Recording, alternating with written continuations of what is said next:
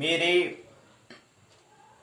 प्रिय मित्रों, आइए स्वाध्याय के 59वीं 59 संस्कृत साहित्य के 16वीं संगणक प्रौद्योगिकी 18वीं पाठशाला में आइए प्रवेश करें। 10 नवंबर 2020 भूमंच ज्योतिष पाठशाला बीजेपी स्वाध्याय दिवस 59 संस्कृत साहित्य का 16वां संगणक प्रौद्योगिकी का 18वां की पाठशाला में आइए प्रवेश करें। उत्तराखंड मुक्त विश्वविद्यालय के पाठ्यक्रम के तहत हम यहाँ पर पाठशाला के भाग 2 पाठ्यक्रम पर यहाँ पर जो पाठ्यक्रम है वो उत्तराखंड मुक्त विश्वविद्यालय के पाठ्यक्रम के सिलेबस के तहत हम यहाँ पर चर्चा करते हैं। भाग 1 में हम जो हमारे जीवन से संबंधित कुछ प्रश्न होते हैं, जो हमारे लिए महत्वपूर्ण जो हमें बात है, जो हमें ख्याल रखनी होती है, जीवन से संबंधित प्रश्नों को हम यहाँ पर लेते हैं भाग 1 में। और हमारी पाठशाला के भाग 2 हमने बता दिया, 2 भाग होते हैं। पहला होता है पाठ्यचर्या प्रश्नोत्तर चर्चा, दूसरा पाठ्यक्रम पाठों में चर्चा करना, पाठ्य चर्चा कहते हैं। यहाँ पर संस्कृत साहित्य की आज द्वितीय प्रश्नोत्तर चर्चा होगी। पहले दिन हमने कल समझने का प्रयास किया क्योंकि पाठ पर हमने चर्चा कर ली है। 2 दिन की प्रश्नोत्तर चर्चा का समय यहाँ पर दिया जाता है। 2 दिन आज 16वीं पाठशाला में प्रश्नोत्तर की द्वितीय दिवस होगा। आज प्रश्नोत्तर द्वितीय दिवस यहाँ पर होगा। कुछ प्रश्न होंगे, उसको लेने का प्रयास करेंगे, समझने का प्रयास करेंगे। उसके बाद यहाँ पर भाग 1 में पाठ्यचर्या है। यहाँ पर जो हमारा संगणक प्रौद्योगिकी है उसको समझने का हम प्रयास करेंगे। इससे पहले कुछ यहाँ पर महत्वपूर्ण जो पाठशाला जो पाठ्यचर्या जो प्रश्नोत्तर चर्चा जो पहला भाग है पाठशाला का, उसमें कुछ सूचना को लेते हैं। उसके बाद फिर हम संगणक प्रौद्योगिकी को समझेंगे। उसके बाद फिर हम दूसरे पाठशाला के दूसरे भाग में ये प्रवेश करेंगे। आइए समझे कुछ सूचना को।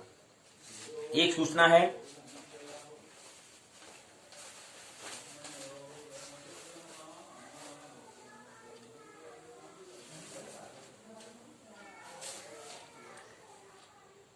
दर्शन शास्त्र में प्रश्न पूछा है विद्यार्थी ने। Sunanda Rao senior career counsellor से पूछा है, प्रश्न पूछा है कि दर्शन शास्त्र में करियर की संभावना क्या है। प्रश्न पूछा है कि मैं 12वीं का विद्यार्थी हूं। अर्पित जो विद्यार्थियों को पूछते हैं प्रश्न, कहते हैं कि मैं 12वीं का विद्यार्थी हूं। धर्म एवं दर्शन में मेरी काफी रुचि है। क्या मैं दर्शन शास्त्र अर्थात फिलोसफी विषय से करियर बना सकता हूं? तो यहाँ पर सुनंदा राव बताते हैं, इसका उत्तर देते हैं। दर्शन शास्त्र कहते हैं कि एक अनूठा विषय है। इस विषय के साथ उन विद्यार्थियों के लिए काफी संभावनाएं हैं जो इसमें रुचि रखते हैं। ज्ञान मीमांसा, तर्क, नीति शास्त्र, सौंदर्य शास्त्र, तत्व मीमांसा इत्यादि दर्शन शास्त्र में विशेषज्ञता के क्षेत्र हो सकते हैं। सिविल सेवा परीक्षा में दर्शन शास्त्र को वर्षों से काफी अंकदायी विषय माना जाता रहा है और इसलिए यह सिविल सेवा अभ्यर्थियों के बीच काफी लोकप्रिय भी है। पिछले कई वर्षों से IAS, PCS, IAS से DM बनते हैं, डिस्ट्रिक्ट मैजिस्ट्रेट होता है, DM जो होता है वो बनते हैं जिलाधिकारी, और PCS ये जो परीक्षा होती है सबसे टॉप परीक्षा इसको कहते हैं। IAS, PCS की परीक्षाएं में दर्शन शास्त्र विषय को वैकल्पिक विषय के रूप में चुनकर तमाम विद्यार्थी कामयाब होते रहे हैं।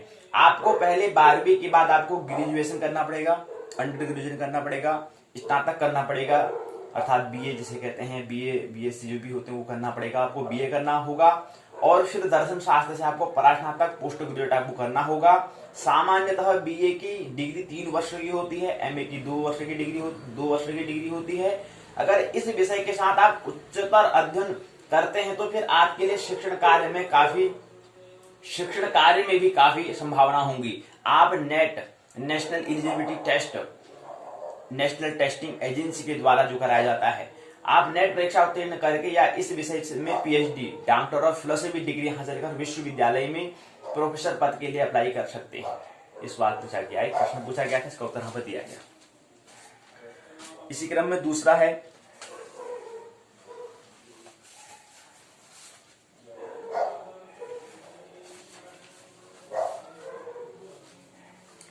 दूसरा प्रश्न पूछा है,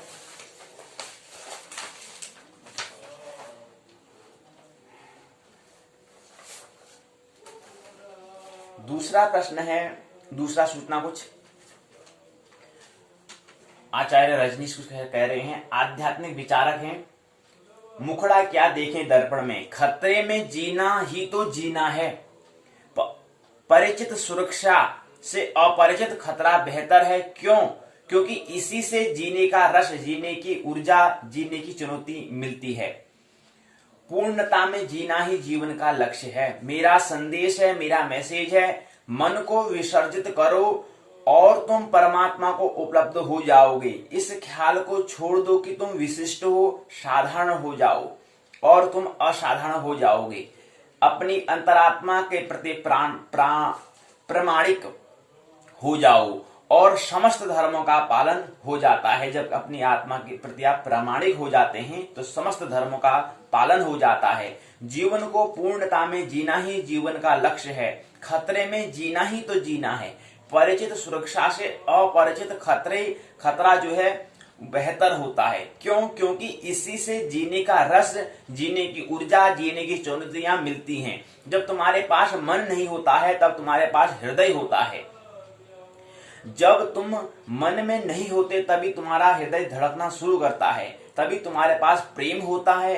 प्रत्येक व्यक्ति परिपूर्ण पैदा होता है। प्रत्येक पर परमात्मा के हस्ताक्षर हैं। प्रत्येक व्यक्ति परमात्मा की अनूठी कृति होती है। इसलिए प्रत्येक व्यक्ति में संभावनाएं होती हैं। अपूर्णता तो सीखी हुई बात है।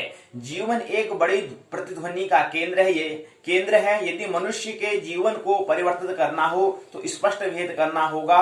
विद्या तथा अविद्या के अंतर को समझना होगा। क्या यह संभव नहीं है कि जीवन को सीधा देख सकें?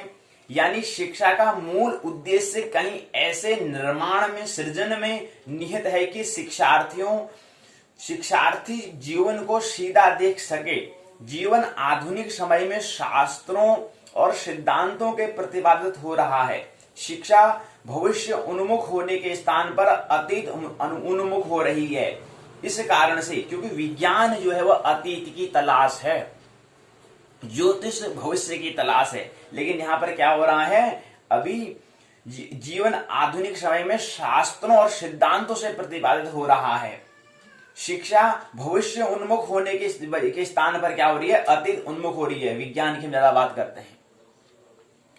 इस कारण से शिक्षा में सृजनता की न्यूनता स्पष्ट, कोई सृजन हमें ज्यादा दिखाई देता है, न्यूनतम बहुत फीसदी, कम फीसदी हमें सृजनता दिखाई देता है, स्पष्टता परिलक्षित हो रही है। नवीन सभ्यताओं में केवल पूर्व सभ्यताओं का ही क्या है, नवीनीकरण हो रहा है। जहां तक विज्ञान और धर्म की बात है तो विज्ञान बाह्य धर्म है और धर्म अंतर जगत का विज्ञान है। इस बात को समझे। विज्ञान और धर्म की बात है तो विज्ञान जो है बाह्य का धर्म और धर्म जो है अंतर जगत का विज्ञान। विज्ञान का प्रयोग शरीर के तल पर ही है, परंतु अंतःश के स्तर पर धर्म हमें चाहिए। क्यों? क्योंकि जीवन न तो एकांतः बाह्य है और न एकांतः आंतरिक है। जीवन की इस अखंडता को जब खंडित विज्ञान और धर्म मिलता है तब शिक्षा सामंजस्य बनाने में अपूर्ण रहती है। धर्म का मतलब है भीतर के सांध्यों की दुनिया का हिस्सा। विज्ञान का मतलब होता है बाहर के सांध्यों की दुनिया का हिस्सा। आनंद की किरणों को विखेरता चित्त ही धर्म में प्रतिष्ठित चित्त है। और ऐसे हाथों में विज्ञान की शक्ति स्वर्ण में सुगंधित है। ऐसा चित्त चाहिए जिसमें कोई आग्रह, राग, विराग न हो, तब सृष्टि साफ, निष्पक्ष और निर्बल होगी। खोज प्रत्येक क्षण सत्य को निखारती है। समस्याओं में सत्य निखरता है। खोज करने वाला चित्त उस अनुभव को उपलब्ध होता है जिसे सत्य कहा जाता है। धर्म की शिक्षा साहस, विवेक और शांति की शिक्षा है।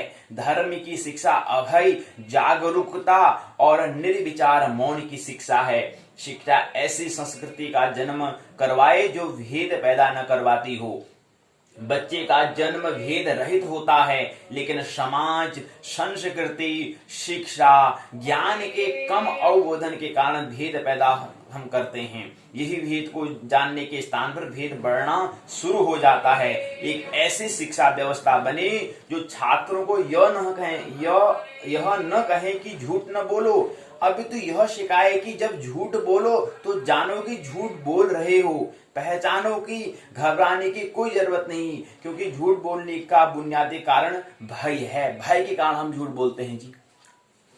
और भय किससे संबंध है? मन से। तो मन को भय होता है। विज्ञान का प्रयोग शरीर के तल पर, परंतु अंतस के स्तर पर धर्म हमें चाहिए, क्योंकि जीवन न तो एकांतः बाह्य है और न एकांतः आंतरिक है। इसलिए ख्याल रखना, दोनों के बीच हमें सामंजस्य मिलाना है। अंतस और बाह्य दोनों पर हमें क्या करना है? तालमेल हमें बिठाना होता है। तो ये बताना चाहते आध्यात्मिक विचारक आचार्य रजनीश। इसी क्रम में अगला,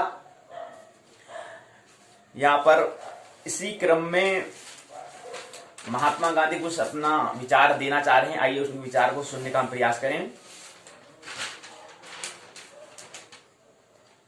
महात्मा गांधी कहते हैं, कुछ कहना चाह रहे हैं, आइए सुने क्या कह रहे हैं। कमजोर व्यक्ति कभी क्षमा नहीं कर सकते, कमजोर व्यक्ति कभी क्षमा नहीं कर सकते, क्षमा तो ताकतवर व्यक्ति की विशेषता है जी। ऐसा महात्मा गांधी कहते हैं। इसी क्रम में आध्यात्मिक विचारक और दूसरे हैं, उनका नाम है स्वामी विवेकानंद, कुछ कहना चाह रहे हैं। मुखड़ा क्या देखें दर्पण में, जो कुछ उन्नति होती है वह सापेक्षिक जगत में ही होती है। मानव देह ही सर्वश्रेष्ठ देह है, अर्थात शरीर है, एवं मनुष्य ही सर्वोच्च प्राणी है।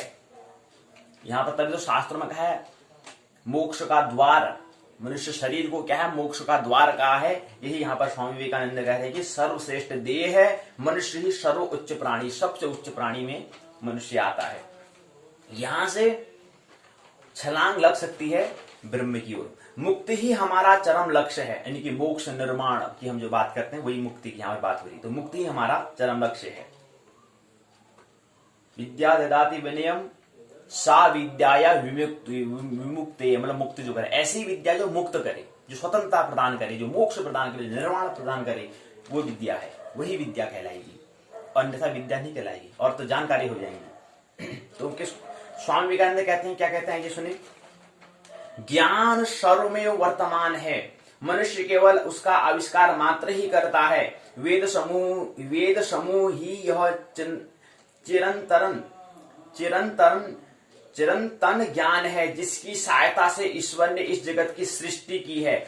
जो सत्य है उसे साहस पूर्वक निर्भीक होकर लोगों से कहो, उससे किसी को कष्ट होता हो या नहीं, इस विचार की ओर ध्यान मत दो। दुर्बलता तो कभी प्रश्न मत दो। शक्ति की ज्योति बुद्धिमान मनुष्य के लिए यदि अत्यधिक मात्रा में प्रखर प्रतीत होती है और उन्हें बहा ले जाती है तो ले जाने दो। वे जितना शीघ्र बह जाए उतना अच्छा है। बचकाने विचार बच्चों को और जंगली असभ्यों को ही शोभा देते हैं, किंतु देखा जाता है कि वह केवल शिशुशाला या जंगलों में ही सीमित नहीं है। उनमें से कुछ उपदेशक के आसन पर भी क्या है? प्रतिष्ठित हैं। उनमें से कुछ उपदेशकों के आसन पर भी क्या है? प्रतिष्ठित हैं। आध्यात्मिक दृष्टि से विकसित हो चुकने पर धर्म संघ में बने रहना अवांछनीय है। उससे बाहर निकलकर स्वाधीनता की मुक्ति वायु में जीवन व्यतीत करो। जो कुछ उन्नति होती है वह सापेक्षिक जगत में ही होती है। मानव देह जो है, मानव शरीर ही क्या है? सर्वश्रेष्ठ शरीर है, देह है, एवं मनुष्य ही सर्वोच्च प्राणी है। क्यों? क्योंकि इस मानव देह, मानव शरीर तथा इस जन्म में ही हम इस सापेक्षिक जगत से संपूर्णतः बाहर हो सकते हैं। निश्चय ही मुक्ति की अवस्था प्राप्त कर सकते हैं और यह मुक्ति ही हमारा चरम लक्ष्य है, हमारा क्या है? ध्येय है, मिशन है।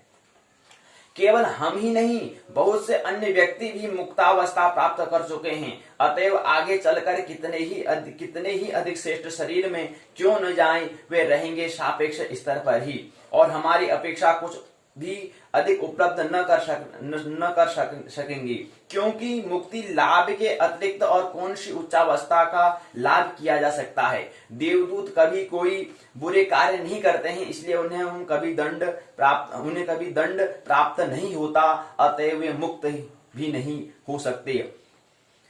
सांसारिक धक्का ही हमें जगह देता है, वही इस जगत स्वप्न को भंग करने में सहायता पहुंचाता है। इस प्रकार के लगातार आघात ही इस जगत की असंपूर्णता के परिचायक हैं। वे ही इस संसार से छुटकारा पाने की अर्थात मुक्ति लाभ करने की हमारी आकांक्षा को जागृत करते हैं। किसी वस्तु को जब हम अस्पष्ट भाव से प्रत्यक्ष करते हैं तब हम उसका एक नाम रखते हैं, और फिर जब उसी वस्तु का प्रत्यक्ष हम पूर्ण रूप कर लेते हैं तब उसको एक दूसरा नाम दे देते हैं। हमारी नैतिक प्रकृति जितनी उन्नत होती है उतना ही उच्च हमारा प्रत्यक्ष बोध होता है, और उतनी ही हमारी इच्छा शक्ति अधिक बलवती होती है। महान आत्माओं की पवित्रता का मूल्य दुष्ट लोग अदा करते हैं, अतः किसी बुरे आदमी को देकर यह स्मरण कर लो, जैसे गरीबों के परिश्रम के फल से धनी लोगों की विलासिता संभव है, वैसे ही आध्यात्मिक जगत में भी है। भारत के साधारण लोगों की जो इतनी अवनति देखी जाती है वह तो मानो मीराबाई, बुद्ध प्रभृति महात्माओं के उत्पादन के लिए प्रकृति द्वारा चुकाया हुआ मूल्य है। जानने की वस्तु एकमात्र ब्रह्म है, वही सब कुछ है। मूल, ब्रह्म मतलब मूल, वही सब कुछ है। सत्वगुण मनुष्य को सुख और ज्ञान के अन्वेषण से बद्ध करता है, रजोगुण वासना द्वारा बद्ध करता है, तमोगुण भ्रम ज्ञान आलस्य प्रवृत्ति द्वारा बद्ध करता है, मतलब बांधता है। रज तम इन दो निकृष्ट गुणों को सत्व के द्वारा जीत लो, उसके बाद सब कुछ ईश्वर में समर्पित कर मुक्त हो जाओ। अब यहाँ पर प्रकृति की हमने बात की। प्रकृति का हमने कहा 3 गुण है, सत्व रज और तम, और ब्रह्म क्या है? प्रकृति से अतीत है, त्रिगुणातीत। त्रिगुण की प्रकृति के 3 गुण है, उससे अतीत क्या है? ब्रह्म है, त्रिगुणातीत, उसके पार जो है वो है ब्रह्म। तो प्रकृति के 3 गुणों को हमें समझना है, उसके बाद से हम खुद ही स्वतः ही पार हो जाते हैं, ब्रह्म में स्थित हो जाते हैं। जो सत्य है उसे साहसपूर्वक निर्भीक होकर लोगों से कहो, उससे किसी को कष्ट होता है या नहीं, इस विचार की ओर ध्यान मत दो। दुर्बलता को कभी प्रश्य मत दो, ऐसा विचार कहते हैं स्वामी विवेकानंद। केवल 36 वर्ष की उम्र तक ये जिए। बुद्ध का प्रसिद्ध वचन था, उत्पत्ति और विनाश के दर्शन के बिना 100 साल जीने की अपेक्षा उत्पत्ति और विनाश के दर्शन का एक दिन ही जीना क्या है? श्रेष्ठ है। तो ये स्वामी आध्यात्मिक विचारक स्वामी विवेकानंद जो है 36 साल तक जिए, लेकिन पुण्य पूर्व जो ब्रह्म की अनुभूति उन्हें प्राप्त की। तो ज्यादा 100 साल जीने से कुछ फायदा नहीं। बुद्ध यही कहते हैं कि 100 साल उत्पत्ति और विनाश का कहां से हम आते कहां से हम जाते, इसके बारे में आपने कुछ खोज करी नहीं। आप 100 साल से आपने एक सेंचुरी मारी, उससे कुछ फायदा नहीं होने वाला है, फिर भी आगे यात्रा जारी रहेगी। लेकिन आप कम जिए, लेकिन आपने उत्पत्ति और विनाश का आपने दर्शन किया, तो एक दिन भी आप जिए वो श्रेष्ठ है। तो यहाँ पर बात बताते हैं। इसी क्रम में आता है कि एक और सूचना है, हनुमान जी ने कहा अभिमान शत्रु है। अभिमान शत्रु नहीं, मान शत्रु है। इनकी मानना क्या है वो शत्रु कहलाता है। अभिमान को आमतौर पर हम थोड़ा शब्दों को थोड़ा समझने का प्रयास करें। अभिमान क्या है? आत्मा जब हमारी जागृत हो जाती है, आत्मा जब हमारा विस्मरण हमें जब आ जाता है तब अभिमान होता है। और जब हमें विस्मरण होता है उस समय हमें घमंड होता है, ईगो होता है, अहंकार होता है। तो यहाँ पर अहंकार शत्रु है या मान शत्रु है, ऐसा हम कह सकते हैं। अभिमान कभी शत्रु नहीं होता है जी। आप देख सकते हैं गीता में कहीं पर कृष्ण ने कितना बड़ा जोर से कह रहे हैं कि मेरे अर्जुन तू मेरे शरण में आ जा, मेरे शरण में आ जा। तो कृष्ण को उनका घमंडी कहेंगे क्या? नहीं, अभिमान है, अर्थात आत्मा से निकलता है बात। तो आत्मा से जो हमें स्मरण हो चुका है वहां पर हम अभिमान करते हैं, वहां पर हमें गर्व होता है। गर्व से हम कहते हैं क्योंकि हमने जाना है तो इसलिए हम कैसे कहते हैं। और नहीं तो, और जब हमारा विस्मरण होता है तो वहां पर क्या होता है, घमंड होता है, ईगो होता है, वो हम कहते हैं। तो अभिमान नहीं, मान, यानी कि जब हम मान लेते हैं, जब हमने अपने आप को मान लिया है कि मैं शरीर में हूं, तो वहां पर क्या आएगा, घमंड आना है, ईगो आना ही आना है जी। लेकिन अभिमान उससे पार की बात है, जब हमें स्मरण हो जाता है तब अभिमान होता है। तो यहाँ पर अभिमान और शत्रु लिखा है, तो यहाँ पर ये थोड़ा, यहाँ पर हमें शब्दों से भी अगर खेल करना है तो शब्दों से भी थोड़ा कोई शब्द ऐसा रखें जिसको हम कैसे जीवन में प्रयोग कर रहे हैं, तो उसको यहाँ पर अभिमान को हम अपने ब्रह्म जगत के लिए हम उपयोग करेंगे तो उपयुक्त, तो उचित रहेगा। हनुमान जी ने कहा, प्रशंसा ऐसा दुर्गुण है जो अभिमान पैदा कर तमाम संचित पुण्यों को नष्ट कर देता है। अभिमान कहते हैं, हम मान की बात करेंगे। मान मतलब होता है कि मानना, एज्यूम कर लेना। लेट अस एज्यूम, हम कर लेते हैं हाँ कि हाँ ऐसा होता है, ऐसा होता है। तो मान क्या है, वो शत्रु है हमारा। भगवान श्री राम वनवास काल के दौरान संकट में हनुमान जी द्वारा दी गई अंगूठी सहायता से अभिभूत थे। एक दिन उन्होंने कहा, हे हनुमान, संकट के समय तुमने जो मेरी सहायता की, मैं उसे याद कर गदगद हो उठा हूँ। सीता जी का पता लगाने का दुष्कर कार्य तुम्हारे बिना असंभव था। लंका जलाकर तुमने रावण का अहंकार अहंकार शब्द हम यहाँ पर कह सकते हैं, ईगो उसको हम कह सकते हैं, घमंड उसको हम कह सकते हैं। अभिमान शब्द ब्रह्म जगत के लिए करेंगे तो ठीक रहेगा उपयोग। सीता जी का पता लगाने का दूसरा कार्य तुम्हारे बिना संभव था। लंका जलाकर तुमने रावण का अहंकार चूर किया, वह भी अनूठा था। घायल लक्ष्मण के प्राण बचाने के लिए तुम संजीवनी बूटी न लाते तो न जाने क्या हो जाता। इन तमाम बातों का वर्णन करके श्री राम ने कहा, तुम्हारे समान उपकारी सुर नर मुनि को हूं भी, कोई भी सुर नर मुनि कोई भी शरीरधारी नहीं है। मैंने मन में खूब विचार कर देख लिया, मैं तुमसे उर्ण नहीं हो सकता। सीता जी ने कहा, तीनों लोकों में कोई ऐसा वस्तु नहीं जो हनुमान जी को उनके उपकारों के बदले में दे दिया जा सके। श्री राम ने पुनः कहा, हनुमान, तुम स्वयं बताओ कि मैं तुम्हारे अंतः उपकरणों के बदले क्या दूं, जिससे मैं ऋण से मुक्त हो सकूं, उर्ण हो सकूं। हनुमान जी ने हर्षित होकर कहा, प्रेम से विह्वल पागल होते हुए कहा, भगवान मेरी रक्षा कीजिए। जो हमारा घमंड है, अहंकार जो है, अहंकार रूपी शत्रु कहीं मेरे तमाम सद्गुणों को नष्ट न कर दे। अभी मान जो हमने मान लिया है, वो जो विस्मृता मूर्छा जो है, वो हमारे सत्कर्म को नष्ट न कर दे। प्रशंसा ऐसा दुर्गुण है जो अभिमान मतलब वही घमंड की यहाँ बात कर रहे हैं, घमंड पैदा कर तमाम संचित पुण्यों को नष्ट कर डालता है। यह कहते कहते वह श्री राम के चरणों में लौट गिर पड़ते हैं। हनुमान जी की विनयशीलता देखकर सभी हैरान थे। तो ये बात यहाँ पर दी है। तो अभिमान कौन है, शत्रु कौन है? शत्रु हमारे अंत जगत में जो काम को दो मोह जो हमने मान लिए हैं, जो इन्हें इन पर विजय प्राप्त करना, यही शत्रु है। लेकिन इनको ही क्या करना है, हमें इनको ही सही दिशा में अगर उपयोग करेंगे, ये शत्रु नहीं, ये हमारे मित्र बन जाते हैं। हम ही अपने शत्रु, हम ही अपने मित्र होते हैं, हमें ख्याल रहना चाहिए। इसी क्रम में एक बात समझनी है, अवतार का हम थोड़ा यहाँ पर मूर्ति पूजा, मूर्त से अमूर्ति को हम यहाँ पर कुछ बात करने का प्रयास करेंगे। मूर्त मतलब जो प्रकट है, अमूर्त मतलब जो अप्रगट है। तो यहाँ पर एक मूर्ति पूजा के बारे में यहाँ पर कुछ समझने का हम प्रयास करते हैं। हम मंदिर में मूर्ति पूजा करते हैं, थोड़ा उसको कुछ बात विचार को समझने का ये प्रयास करें। अवतार का यही अर्थ है कि निराकार का बदा हुआ रूप, निराकार की सीमा। उल्टा लगता है पर यही अर्थ है अवतार का। अवतार का मतलब होता है निराकार की सीमा, निराकार का बदा हुआ रूप, यही अर्थ है। लेकिन हमें उल्टा सा लगता है।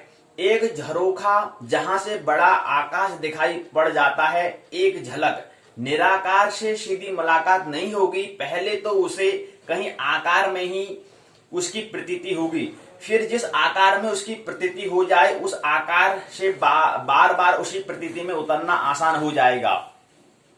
अब बुद्ध को जिसने देखा, बुद्ध की प्रतिमा को देखते ही प्रतिमा भूल जाएगी और बुद्ध सजीव हो उठेंगे।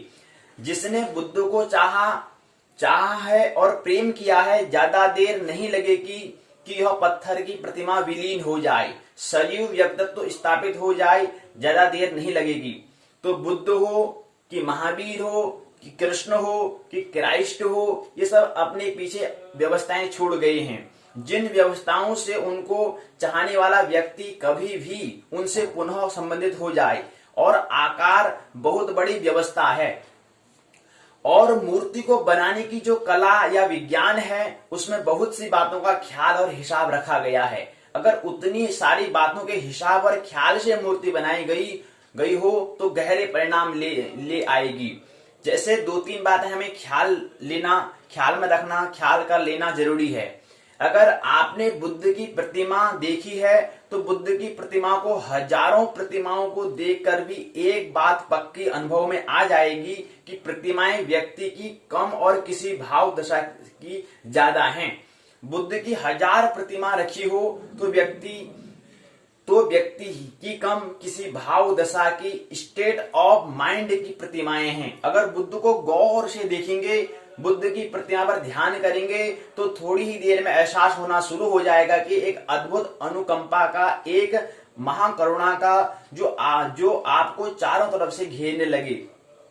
बुद्ध का उठा हुआ हाथ या बुद्ध का किसी आधी मुदी हुई पलकें, बुद्ध के चेहरे का अनुपात, बुद्ध के बैठने का ढंग, बुद्ध के मुड़े हुए पैर, बुद्ध की सारी जो आनुपातिक व्यवस्था है वो व्यवस्था किसी गहरे में आपके भीतर करुणा में संबंध जोड़ने का उपाय है। कोई पूछ रहा था फ्रांस के एक बहुत बड़े चित्रकार सेन जान से कि तुम ये चित्र बनाते हो किस लिए? तो सेंजा ने कहा कि इसलिए चित्र बनाता हूं कि मेरे हृदय में जो भाव था खोजता हूं कि उस भाव के लिए आकार क्या होगा, और आकार बना देता हूं। अगर कोई उस आकार पर ठीक से ध्यान करे तो वह उस भाव को उपलब्ध हो जाएगा जो मेरे भीतर था। आप जब किसी चित्रकार का चित्र देखते हैं तो सिर्फ आकार देखते हैं, आपको ख्याल भी नहीं होता है इस बात का कि तब आप चित्रकार की आत्मा को न समझ पाएंगे। एक कागज पर कोई आड़ी टेढ़ी लकीर खींच दें तो सिर्फ आड़ी टेढ़ी लकीर नहीं होती, अगर आप उन पर ध्यान करें तो आपके भीतर भी चित्त उतना ही आड़ा टेढ़ा हो जाएगा। क्यों? क्योंकि चित्त का एक नियम है कि वह जो देखता है उसके अनुरूप प्रतिध्वनित होता है, रिजोनेट होता है।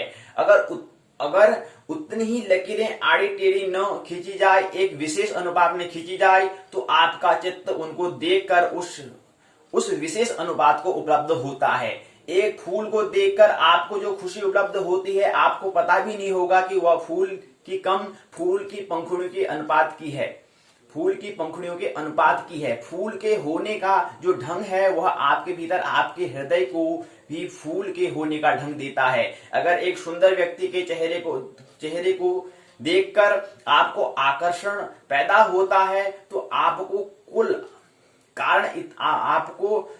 कुल कारण इतना ही नहीं कि उस व्यक्ति का चेहरा किसी हिसाब से सुंदर है, गहरे में असली कारण यह है कि उस व्यक्ति का सुंदर चेहरा आपके भीतर सौंदर्य का रिजोनेंस मतलब अनुनाद पैदा करता है।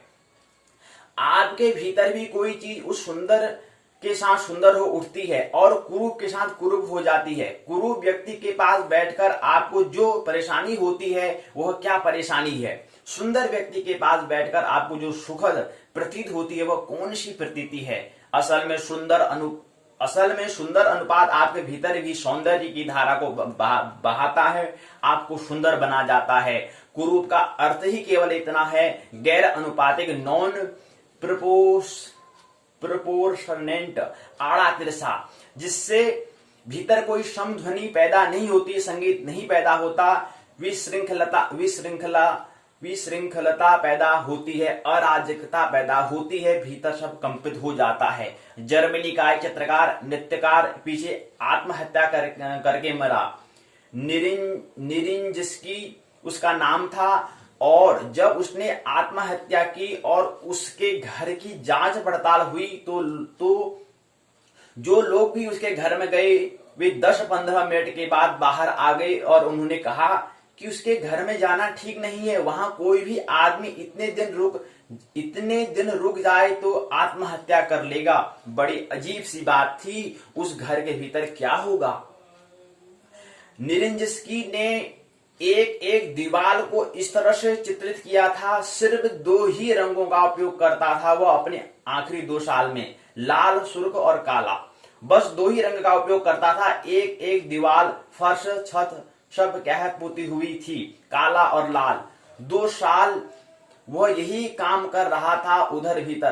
पागल हो गया था, आश्चर्य नहीं है, और अगर आत्महत्या कर ली तो भी कोई आश्चर्य की बात नहीं है। जिन लोगों ने उसके मकान को देखा, बाद में उन सभी लोगों ने कहा कि उस मकान के भीतर 2 साल कोई भी रह जाए तो पागल हो जाएगा और आत्महत्या कर देगा। 2 साल तक भी बच जाए, कहने से यह भी काफी मालूम पड़ता है। निरंजन जिसकी अद्भुत हिम्मत का आदमी रहा होगा, सारा का सारा वातावरण पूरा का पूरा इतना अराजक कि जिसका कोई हिसाब नहीं। आप जो भी देखते हैं उसकी प्रतिध्वनि भीतर होती है और आप किसी गहरे अर्थों में उसी जैसे हो जाते हैं। बुद्ध की सारी मूर्तियां करुणा के आसपास निर्मित हैं, क्योंकि करुणा बुद्ध का आंतरिक संदेश है, कंपेंशन है। और करुणा आ जाए तो बुद्ध कहते हैं सब आ गया। करुणा का अर्थ क्या होता है? प्रेम नहीं, करुणा का अर्थ प्रेम तो हम सबको आता है और चला जाता है। करुणा ऐसे प्रेम का नाम है जो आती तो है लेकिन फिर जाती नहीं। और प्रेम में तो दूसरे से कुछ न कुछ पाने की गहरे में कुछ न कुछ सूक्ष्म आकांक्षा, इच्छा होती है। करुणा में इस बात का बोध होता है कि किसी के पास कुछ देने को ही नहीं तो देगा क्या, कोई देगा कैसे? प्रत्येक इतना दीन है कि देने को तो किसी के पास कुछ भी नहीं है, इसलिए करुणा है। करुणा में कोई मांग नहीं होती, क्योंकि किसी से मांगे किसी के पास कुछ भी नहीं है। दान का कोई ख्याल नहीं है, लेकिन इतनी महाकरुणा में अपने आप हृदय के द्वार खुल जाते हैं, कुछ बढ़ना शुरू हो जाता है। बुद्ध ने अपने भिक्षुओं से कहा था कि तुम ध्यान करो, पूजा करो, प्रार्थना करो, लेकिन स्मरण रखना, पूजा और प्रार्थना और ध्यान के बाद तुम्हें जो शांति मिले तत्क्षण उसको बांट देना, तत्क्षण उसको साझा कर देना। एक क्षण भी अपने पास मत रखना। तुम्हें मैं अधार्मिक कहूंगा अगर तुमने एक क्षण भी अपने पास उसे अगर रखा, अगर उसको तिजोरी में बंद किया, तो मैं आपको कहूंगा अधार्मिक हैं, आप अधार्मिक हो। जब तुम्हें आनंद का अनुभव हो तो ध्यान के बाद तत्क्षण प्रार्थना करना, हे प्रभु उन सबको मिल जाए जिन्हें आवश्यकता है। खोल देना अपना द्वार हृदय का और बह जाने देना जहां जहां गड्ढे हैं वहां वहां। एक क्षण भी रोकना मत, नहीं तो मैं तुम्हें अधार्मिक कहूंगा। यह तो महाकरुणा है, इसको बुद्ध ने महामुक्ति कहा। तो बुद्ध की सारी प्रतिमाएं इस अनुपात में निर्मित की गई कि उसकी पूजा करने वाला व्यक्ति उसके सानिध्य में बैठकर उस रिजोनेंस, उस अनुनाद को, प्रतिध्वनि को उपलब्ध हो जाए जहां पर वह करुणा का प्रभाव अनुभव करने लगे। अगर बुद्ध की प्रतिमा के पास बैठकर पूजा करेंगे तो कैसे करेंगे? मैं उदाहरण ले रहा हूं ताकि आपको ख्याल में आ सके। अगर बुद्ध की प्रतिमा पर पूजा करनी हो तो पूजा का जो केंद्र है वह बुद्ध का हृदय बनाना पड़ेगा। जिसको यह पता नहीं वह बुद्ध की मूर्ति से कभी परिचित नहीं हो पाएगा, क्योंकि बुद्ध की मूर्ति का जो निहित ध्येय है, जो मिशन है, जो विजन है, वह आपके भीतर महाकरुणा का जन्म है। और करुणा का जो केंद्र है वो क्या है? हृदय, हार्ट से है। इसलिए बुद्ध की मूर्ति पर ध्यान करते वक्त बुद्ध के हृदय पर ध्यान रखना पड़ेगा। एक तरफ बुद्ध के हृदय पर ध्यान रखना पड़ेगा, दूसरी तरफ अपने हृदय पर भी ध्यान रखना पड़ेगा। दोनों के हृदय एक साथ धड़क रहे हैं, इसकी प्रतीति में गहरा उतरना पड़ेगा। और एक क्षण आएगा कि आपका भी हृदय धड़कता हुआ मालूम नहीं पड़ेगा, बल्कि अपने ही हृदय से जैसे एक धागा जुड़ा हो और बुद्ध की प्रतिमा के भीतर भी हृदय धड़क रहा हो। यह सिर्फ मालूम ही नहीं पड़ेगा, बुद्ध की प्रतिमा पर ठीक हृदय की धड़कन खुली आंखों से अनुभव भी होने लगेगी। और जब ऐसी धड़कन बुद्ध की प्रतिमा पर अनुभव हो तो समझना कि बुद्ध में प्राण की प्रतिष्ठा हुई है। हम प्राण मूर्ति बनाते हैं, उसकी प्राण प्रतिष्ठा कराते हैं। क्या मतलब होता है? प्राण प्रतिष्ठा जो पंडित जी कराते थे उससे हो जाता है? नहीं। प्राण प्रतिष्ठा कैसे होती है ये हम समझने का प्रयास यहाँ पर कर रहे हैं। तो जब क्या हो, जब वहां पर जब ऐसी धड़कन बुद्ध की प्रतिमा पर अनुभव हो तो समझना कि बुद्ध की क्या हुई? प्राण की प्रतिष्ठा हुई। नहीं तो प्राण की प्रतिष्ठा नहीं है तो पूजा का कोई भी अर्थ नहीं है। यह नियम है, जब बुद्ध का हृदय, पत्थर की मूर्ति का हृदय जब आपको बिल्कुल धड़कता हुआ मालूम पड़ने लगे, और यह बिल्कुल मालूम पड़ता है अगर आपके हृदय की धड़कन पर ठीक आपने ध्यान गया हो, बुद्ध के हृदय पर ध्यान किया गया हो, तो दोनों के संयोग से, दोनों के मिलन से क्या होता है, ये स्थापित होती है, प्राण में प्रतिष्ठा आती है फिर मूर्ति में।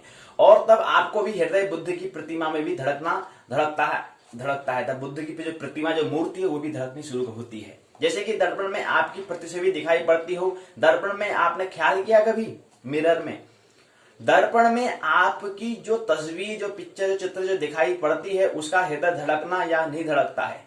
उसका हृदय धड़कता है या नहीं धड़कता है? तो विचार किया। पर दर्पण में धड़कता है तो हम कहते हैं ठीक है, दर्पण तो दर्पण है। मूर्ति एक गहरे अर्थ में क्या है, एक दर्पण है, एक मिरर है, एक शीशा है। एक आध्यात्मिक अर्थों में दर्पण है मूर्ति।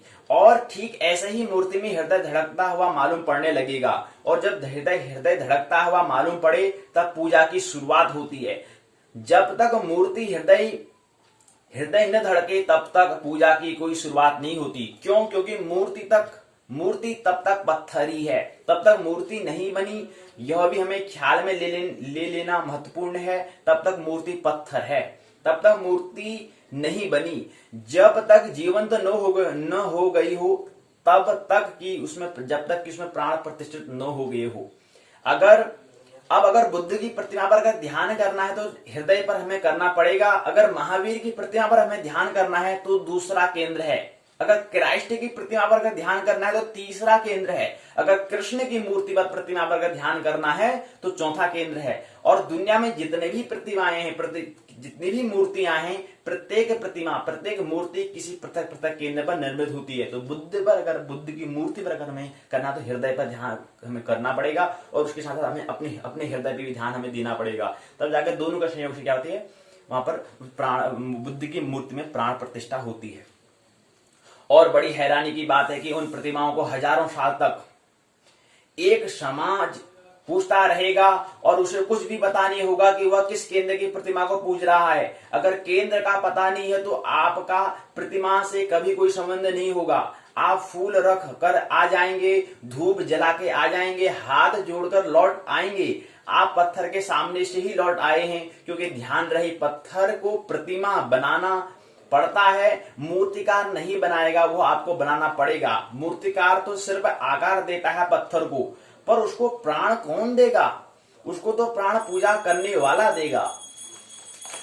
मूर्ति को प्राण दिए बिना वह पत्थर है। प्राण दिए जाने के बाद पूजा का प्रारंभ होता है। पूजा है क्या? अगर आप किसी मूर्ति को प्राण देने में समर्थ हो जाएं तो फिर पूजा क्या?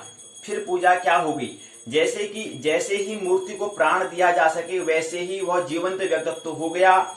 इसको थोड़ा समझ लेना जरूरी होगा। जैसे ही कोई चीज जीवंत हो जाए, उसमें आकार और निराकार दोनों समाविष्ट हो जाते हैं, क्योंकि देह तो आकार और जीवन निराकार है। शरीर आकार का होता है, जीवन क्या होता है? निराकार होता है, उसका कोई आकार नहीं होता है। जीवन मतलब ब्रह्म, और शरीर मतलब देह अर्थात प्रकृति। जीवन का कोई आकार नहीं होता, देह का आकार है। इसलिए मेरा हाथ कोई काट दे तो मेरा जीवन नहीं कटता। और अगर मेरी आंखें बंद हो और मेरे पूरे शरीर से मेरे संबंध तोड़ दिए गए हो और मेरा हाथ काट दिया जाए तो मुझे पता भी नहीं चलेगा। ऐसा किया जा सकता है। मेरे मस्तिष्क को पूरा का पूरा निकाल लिया जाए बाहर और उसे बिल्कुल पता नहीं चले कि शरीर अलग हो गया है। क्यों? क्योंकि जीवन का कोई आकार नहीं है। जीवन तो क्या है? निराकार है। लाइफ जो है क्या है? निराकार है। जहां भी जीवन है वहां आकार और निराकार का मिलन है। पदार्थ का आकार होता है, अर्थात द्रव्य का, अर्थात मैटर का, अर्थात प्रकृति का। चेतना का अर्थात आत्मा का, अर्थात ब्रह्म का कोई आकार नहीं है। तो जब तक मूर्ति पत्थर है तब तक आकार है। जैसे ही उसको प्राण दिया, प्राण की प्रतिष्ठा हमने करी और भक्त ने अपने हृदय को मूर्ति में धड़काया। ध्यान रहे, जो भक्त अपने मूर्ति में डाल सकेगा, वह भक्त परमात्मा के हृदय को अपने में डालने का पात्रता, योग्यता भी नहीं पा सकेगा। पात्रता, योग्यता ही यही है। जैसे ही भक्त अपने हृदय को मूर्ति में डाल पाता है और मूर्ति जीवंत तो हो जाती है, वैसे ही मूर्ति दोनों बातें हो गई। एक तरफ आकार रहा, दूसरी तरफ निराकार का द्वार खुल गया। अब उस द्वार से यात्रा करने का नाम, उस दरवाजे से यात्रा करने, उस द्वार से यात्रा करने का नाम ही क्या है? पूजा है, वर्शिप है। पूजा के संबंध में पहली बात तो यह वह है कि मूर्त से अमूर्त की यात्रा, उसके एक एक कदम है। बुनियादी आधारभूत कदम जो है पूजा का वह यह है कि व्यक्ति सेल्फ सेंट्रिक स्व केंद्रित है। हमारे जीने की सारी व्यवस्थाएं ऐसे हैं कि जैसे मैं सारी दुनिया का केंद्र हूँ, ऐसे हम जीते हैं सब। चांद तारे मेरे लिए घूम रहे हैं, पक्षी मेरे लिए उड़ रहे हैं, सूरज मेरे लिए निकलता है, इस सारे जगत का केंद्र मैं हूँ। साधारणतः व्यक्ति जिसने पूजा को नहीं जाना स्व केंद्रित होकर जीता है, कुछ भी हो मैं केंद्र पर हूँ, बाकी सारा विश्व मेरी परिधि पर, यह हमारी दृष्टि है। पूजा में इस दृष्टि के विपरीत हमें चलना पड़ता है, केंद्र कहीं और है और मैं परिधि हूँ।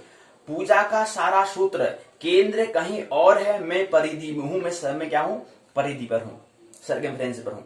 अधार्मिक आदमी का सार सूत्र है कि मैं केंद्र पर हूँ, सब जगह परिधि पर है। अगर परमात्मा भी कहीं होगा तो वह परिधि पर है, केंद्र में मैं हूं, वह भी मेरे लिए, कि जब मैं बीमार हो जाऊं तो मेरी बीमारी ठीक कर दे, कि मेरे लड़के को नौकरी न मिले तो नौकरी लगवा दे, कि किसी मुसीबत में पड़ जाऊं तो मेरा सहारा बन जाए, वह भी मेरे लिए है। ध्यान रहे, जिस आदमी ने इस भ्रांति भ्रम में सोचा हो कि परमात्मा मेरे लिए है, उसकी आस्तिकता नास्तिकता से ज्यादा बदतर होगी। उसे ख्याल ही नहीं वह क्या कह रहा है। पूजा का अर्थ है, प्रार्थना का अर्थ है, धार्मिक भाव का अर्थ है, अब तू केंद्र हुआ, मैं परिधि में हूं। जैसे ही मूर्ति जीवंत हो गई, उसका हृदय धड़कने लगा। जैसे ही अब प्रतीत हुआ कि मूर्ति में प्राण आ गए, निराकार में प्रवेश कर गई, वैसे ही जो दूसरा बुनियादी सूत्र है वह यह है कि अब मैं परिधि पर हूं, तू केंद्र पर है। अब मैं तेरे लिए नाचूंगा, तेरे लिए गाऊंगा, तेरे लिए जीऊंगा, तेरे लिए श्वास लूंगा। अब जो कुछ भी होगा वो तेरे लिए होगा। रामकृष्ण के पास एक बहुत बड़ा ज्ञानी ठहरा हुआ था, उसका नाम था तोतापुरी। तोतापुरी ने रामकृष्ण से कहा कि तुम कब तक मूर्ति में उलझा रहेगा, कब तक मूर्ति में उलझा रहेगा, अब निराकार की यात्रा पर निकलो। तो रामकृष्ण ने कहा कि जरूर निकलूंगा। रामकृष्ण ने सबसे सिखाने को सदा तैयार थे, जो भी सिखाने आ जाता उससे सीखने को तैयार थे। रामकृष्ण ने कहा जरूर निकलूंगा, लेकिन जरा रुको, मैं जरा माँ को भीतर जाकर पूछ तो आऊं। तोतापुरी ने कहा कौन माँ? रामकृष्ण ने कहा काली है न जो, उससे मैं जरा पूछ आऊं। उस तोतापुरी ने कहा यही तो मैं तुम्हें रोकने को कह रहा हूं, पत्थर में कब तक उलझे रहोगे और तुम वहीं पूछने जा रहे हो। तो रामकृष्ण ने कहा बिना पूछे तो कोई उपाय ही नहीं। क्यों? क्योंकि जिस दिन पूजा शुरू हुई थी उस दिन मैं परिधि पर हो गया था और उसको केंद्र पर रख लिया था। अब तो बिना पूछे कोई उपाय नहीं, अब तो मैं हूं ही नहीं। अब तो मैं जो भी कर सकता हूं वह उन्हीं के लिए। उनकी आज्ञा हो गई तो ठीक और नहीं आज्ञा हुई तो भी ठीक। उनकी बिना आज्ञा के मोक्ष भी मेरे लिए व्यर्थ है और उनकी आज्ञा के साथ नरक के लिए भी मैं राजी हूं। क्योंकि जिस दिन पूजा की थी उस दिन इसी शर्त पर तो पूजा शुरू हुई थी कि मैं परिधि में हो गया हूं, तुम केंद्र पर हो। तो उनसे बिना पूछे तो अब कुछ भी नहीं हो सकता। तोतापुरी की तो समझ के बाहर पड़ी बात है। मूर्ति पूजा छोड़ने के लिए मूर्ति से पूछने जाएंगे रामकृष्ण, तो कैसे छूटेगी मूर्ति पूजा? जिसको छोड़ना है उससे पूछना क्या, और छोड़ने के लिए पूछना पड़ता है। पर रामकृष्ण तब तक भीतर चले गए। तोतापुरी पीछे जाकर खड़े हो गए। देखा कि रामकृष्ण की आंखों से तरल आंसुओं की धार बह रही थी। वे रो रहे थे, बार बार कह रहे हैं कि नहीं आज्ञा दे दे, फिर रोते हैं, कहते हैं नहीं आज्ञा दे दे। तोतापुरी राह देखते होंगे, आज्ञा दे दे, फिर प्रसन्न हो गई, फिर नाचने लगे हैं। तोतापुरी ने कहा क्या हुआ? कहा आज्ञा मिल गई और अब राजी हूं, अब कोई सवाल नहीं। केंद्र पर रखने का अर्थ है कि अब से मेरा जीवन समर्पित जीवन होगा। पूजा का अर्थ है समर्पित जीवन। पूजा का अर्थ है कि अब मैं ऐसे जीऊंगा जैसे परमात्मा के लिए जी रहा हूं। उठूंगा बैठूंगा उसके लिए, खाऊंगा पीऊंगा उसके लिए, बोलूंगा चुप रहूंगा हो तो वही किसके लिए, उसके लिए। केंद्र पर जैसे ही किसी ने निराकार को रखा वैसे ही अद्भुत प्रभाव शुरू होता है, एक फैलाव शुरू होता है। हम अपने ही हाथ से सिकुड़ कर बैठे हैं, बीज टूट जाता है, वृक्ष बनने लगता है, हम सिकुड़ कर बैठे हैं, सब तरफ से दबा कर बैठे हुए हैं, मैं वह टूट जाता है, तो फिर बड़े अंकुर निकलते हैं और फैलना शुरू हो जाता है। फिर वे इतने अंकुर फैल सकते हैं कि इस पूरे विराट को घेर लें। और बड़े आश्चर्य की बात तो यह है कि और धर्म ऐसे बहुत से आश्चर्यों से भरा हुआ है कि जो व्यक्ति अपने को बचाता है वह मिटा लेता है, अपने को बचाता है वह मिटा लेता है, जो अपने को खो देता है पूजा में वह अपने आप को पा लेता है। यह तो पूजा का आधार है, परमात्मा को रखना है केंद्र पर, स्वयं को रखना है परिधि पर। बहुत कठिन है, हमें ख्याल नहीं होता है कि यह कैसे हो सकेगा। हम पैदा होते से ही अपने को अपने केंद्र मान लेते हैं और यही मान क्या है, हमारा शत्रु होगा। बुद्ध अपने भिक्षुओं को कहते थे कि तुम जाकर कुछ दिन मरघट में रहो। 3 महीने तो अनिवार्य था, कोई भी भिक्षु संन्यास ले तो उसे 3 महीने मरघट में रहना पड़ेगा। भिक्षु कहते भी हैं कि हम आपके पास सीखने आए हैं, मरघट से क्या होगा। बुद्ध कहते हैं तुम मरघट में रह जाओ, 3 महीने के बाद तुम आना, उससे तुम्हारे में का केंद्र थोड़ा शिथिल हो जाएगा तो आसानी होगी। 3 महीने रोज सुबह सांझ कोई आएगा, कोई मरेगा, कोई जलेगा और तुम देखते रहोगे। कभी तो 3 महीने में एक आध दिन ख्याल आ जाएगा कि तुम्हारे लिए यह जगत नहीं चल रहा है, तुम नहीं थे तब भी चल रहा था। यह आदमी जो तुम्हारे सामने जल रहा है यह भी अभी थोड़ी देर पहले इसी ख्याल में था कि जगत मेरे लिए चल रहा है, जगत मेरे लिए चल रहा है। जगत को पता भी नहीं चलता कि यह आदमी समाप्त हो गया, सागर को खबर भी नहीं होती कि लहर मिट गई।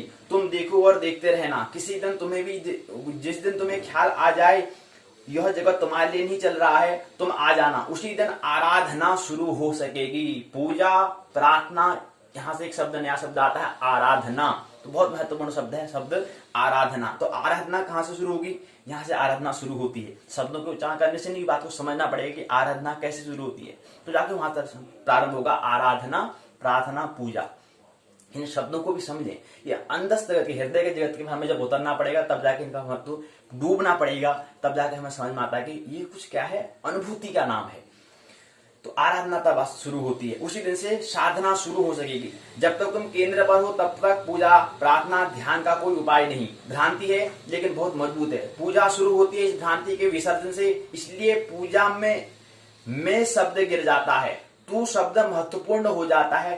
तू मैं हो एक अगोचर, सबके प्राणपति, स्वामी सबके प्राणपति, किस विधि मिलहूं दयामय, काहे विधि मिलहूं दयामय, तुमको मैं कुमति, ओम जय जगदीश हरि। प्रार्थना है, आज से कितने वर्ष पूर्व लिखी है, किन मित्रों ने इसका आविष्कार किया है, कभी ख्याल है? कितने साल पहले लिखा है? पूजा कर रहे हैं जी ले भाई लोग, विज्ञान की तो खोज करो, आज से कितने साल पहले लिखा और कितने कारणों में, कितने अंतर हृदय में जाके प्रार्थना निकली है। सभी लोग इसका क्या करते हैं, सुबह शाम साथ क्या करते हैं, प्रार्थना करते हैं। ओम जय जगदीश हरे, स्वामी जय जगदीश हरे, भक्त जनों के संकट, दास जनों के संकट, क्षण में दूर करी, ओम जय जगदीश हरि। 3 सदी 4 सदी करीब 3.5 सदी पूर्व लिखी गई है प्रार्थना है जी। भ्रांति है लेकिन बहुत मजबूत है। पूजा शुरू होती है इस भ्रांति के विसर्जन से, इसलिए पूजा में शब्द गिर जाता है, तू शब्द महत्वपूर्ण हो जाता है, तू ही है वह महत्वपूर्ण हो जाता है। 1 2 3 4 5 6 7 8 9 10 11 12 13 तेरा तुझको अर्पण क्या लागे मेरा। ओम जय जगदीश हरि। तो महत्वपूर्ण तू हो जाता है, तू ही राम है, तू रहीम है, तुम ही हो माता पिता, तुम ही हो बंधु सखा, तुम ही हो साथी, तुम ही सहारे, कोई न अपना सिवा तुम्हारे। तो महत्वपूर्ण हो जाता है, मैं शब्द गिर जाता है, मैं परिधि पर चले जाता हूं, तू केंद्र पर आ जाता है। ध्यान रहे, पहले भक्त मूर्ति को मिटाता है और अमुहूर्त का द्वार खोलता है, फिर अपने को मिटाता है और पूजा में प्रवेश करता है। पहले भक्त मूर्ति को मिटाता है, अमूर्त का द्वार खोलता है, और जैसे ही अमूर्त का द्वार खुलता है अपने को मिटाता है। और मूर्ति के भीतर से अमूर्त का द्वार खोलने के लिए वो स्वयं को मिटाना क्या है, सरल हो जाता है। सरल इसलिए हो जाता है कि जैसे ही यह दिखाई पड़ता है कि पत्थर की मूर्ति भी अमूर्त के लिए द्वार बन गई और निराकार को दिखाने लगी, तो मेरा यह शरीर भी तो निराकार के लिए द्वार बन सकता है। लेकिन मूर्ति को भूला तो निराकार दिखाई पड़ा। अब स्वयं को भूलूं तो और गहरी छलांग लग सकती है साधना में। ध्यान रहे, दो आकारों में तो भेद हो सकते हैं, लेकिन दो निराकारों में कोई भेद नहीं हो सकता। जैसे दो शून्यों में कोई अंतर, दो शून्य को जोड़ेंगे तो ही शून्य बनता है, दो शून्य का योग बराबर शून्य ही बनता है। ऐसे ही दो निराकारों का कोई भेद नहीं होता है। सच तो यह है कि दो शब्द आकार के लिए ही प्रयोग करना हमारे लिए ठीक होता है, निराकार के लिए दो कहने का भी कोई अर्थ नहीं है। निराकार एक ही होता है। जब मूर्ति निराकार हो गई, भक्त भी निराकार हो गया, तो निराकार नहीं बचता, एक ही निराकार हो जाता है। निराकार में तो 2 और 3 का सवाल ही नहीं है, संख्या का कोई उपाय ही नहीं है। गणना की, गणित की तो कोई गणना की जरूरत ही नहीं है। गणना तो कौन करते, बुद्धि करती है जी।